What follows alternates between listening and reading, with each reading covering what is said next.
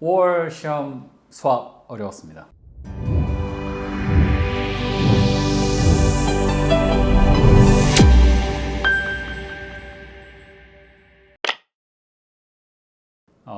역시나 예상대로 모듈 2 어려운 버전의 마지막 두 문제 혹은 세 문제 혹은 네 문제 마지막 문제들이 정말 어려웠어요.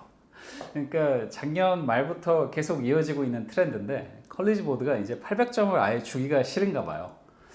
현실적으로 다 맞춰야 800점이 나오는 이제 시대가 되었는데 다 맞추기가 정말 어려워졌습니다. 마지막 두세 문제가 거의 한국식 수능 좀 쉬운 사고력 문제 형식으로 나와서 어디서부터 손을 대야 될지도 모르는 학생들이 굉장히 많았을 것 같습니다. 결국은 모듈 2 hard 버전의 마지막 네 문제인데 얘네가 점점 더 데스모스가 쓸모 없어지는 문제들이 나오고 있어요. 여전히 데스모스는 중요한 역할을 하고 있습니다. 모듈 1과 모듈 2의 앞부분에서요. 그렇지만 이제 얘네가 변별력을 만들려고 만드는 마지막 선호 문제에서 데스모스가 사실상 쓸모없는 문제들이 계속 출제가 돼요.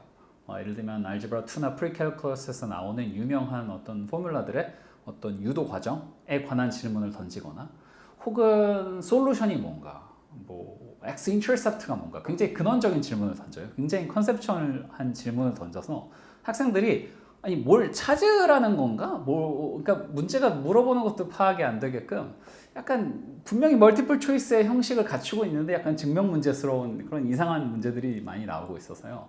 아이들이 굉장히 당황하죠. 당황하는 이유는 문제가 본 적이 없어서 새로워서 그렇고요. 그러니까 신유형을 계속 내고 있기 때문에 기존에 나왔던 것들로 베리에이션을 제가 만들어서 대응을 물론 아이들을 준비시키고는 있지만 아예 낯선 새로운 유형이 나오는 거는 진짜 누구도 준비할 수가 없거든요. 그래서 이제 애초에 평소에 수학적 고민을 많이 하고 수학 실력이 뛰어난 아이만 맞출 수 있는 그런 문제들을 얘네가 자꾸 내서 800점을 주기 싫은 건가 싶을 정도의 문제들이 계속해서 나오고 있어요. 아이들은 늘 주관식을 어려워합니다. 왜냐하면 객관식 같은 경우에는 데스모스가 있기 때문에 물론 데스모스가 아주 소용이 없는 문제들도 있지만 대부분의 문제들은 객관식은 이렇게 저렇게 짜맞춰가지고 데스모스에 그래프 그리고 숫자 바꿔서 끼워넣고 하다 보면은 덜컥 맞추는 경우들이 있거든요. 그래서 어려운 문제라도 객관식의 형식이 나오면 일단 가능성이 좀 더 있고요. 그리고 현실적으로 아이들이 심적으로 덜 쫄아요. 그렇기 때문에 좀 더 확률이 올라가는 면이 있어서 주관식이 어려워지면 학생들 입장에서는 훨씬 더 시험이 어려웠다고 느낍니다. 그러니까 예를 들어서 SAT가 딱 끝난 다음에 이제 미국 그 레딧 같은 네이버 지식인 같은 아이들 토론하는 사이트에 이제 미국 10대 애들이 SAT 보고 나서 막 글을 올리거든요. 근데 주관식인데 어려웠던 문제가 좀 하나 있었으면 아이들의 체감은 거의 2배로 어려웠다고 느낄 정도로 그런 식의 스레드와 토론이 이어집니다. 그래서 주관식 어려운 문제를 미리 연습을 많이 하는 게 중요해요. 왜냐하면 시험장에 가면 애들이 객관식 어려운 건 그래도 좀 겁을 덜 먹는데 주관식 어려우면 겁을 많이 먹어서 굉장히 심리적으로 멜다운이 오거든요. 특히나 요즘 이슈는 모듈 2에서 시간이 부족합니다. 그래서 모듈 2에서 앞쪽 쉬운 문제들을 데스모스를 잘 활용하고 우리가 연습했던 비슷한 유형들의 문제가 앞쪽에 나오기 때문에 그걸 빨리 맞추는 게 되게 중요해졌어요.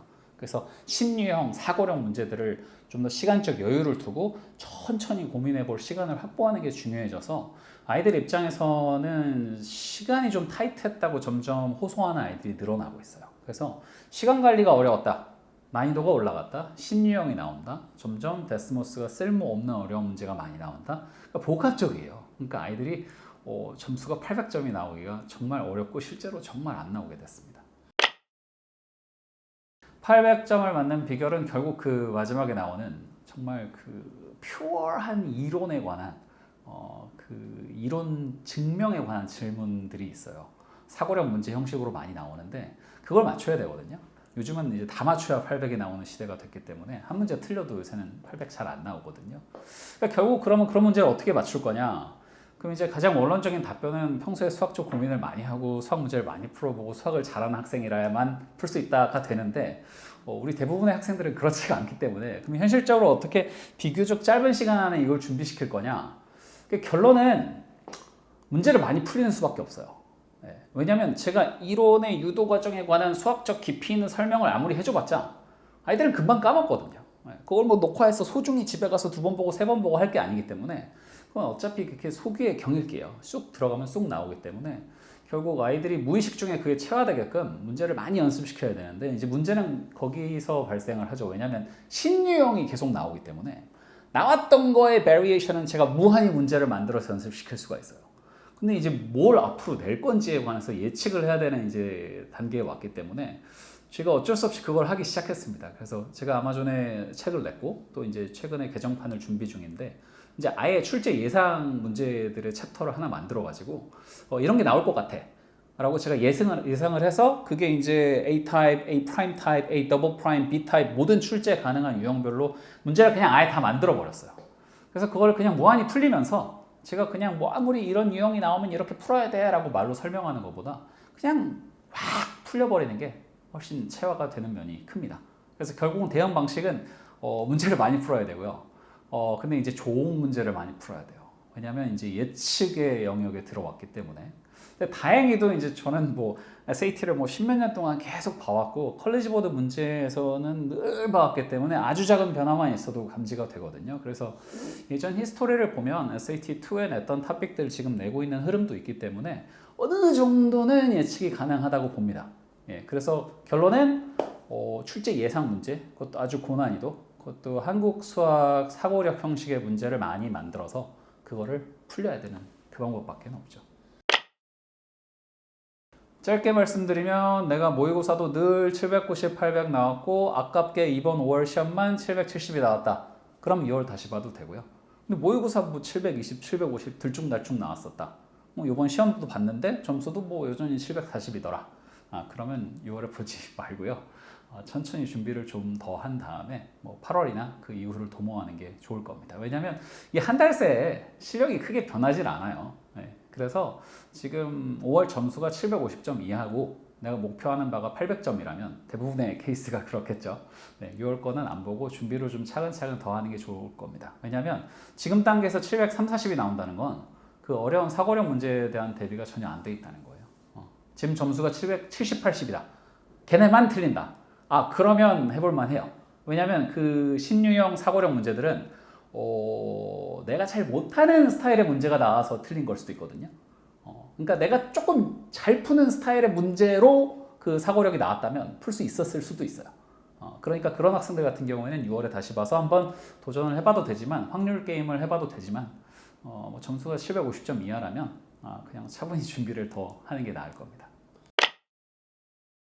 네, 그거는 뭐 어머님들이 더 잘 알고 계실 거라고 봅니다. 피부로 느끼실 거예요.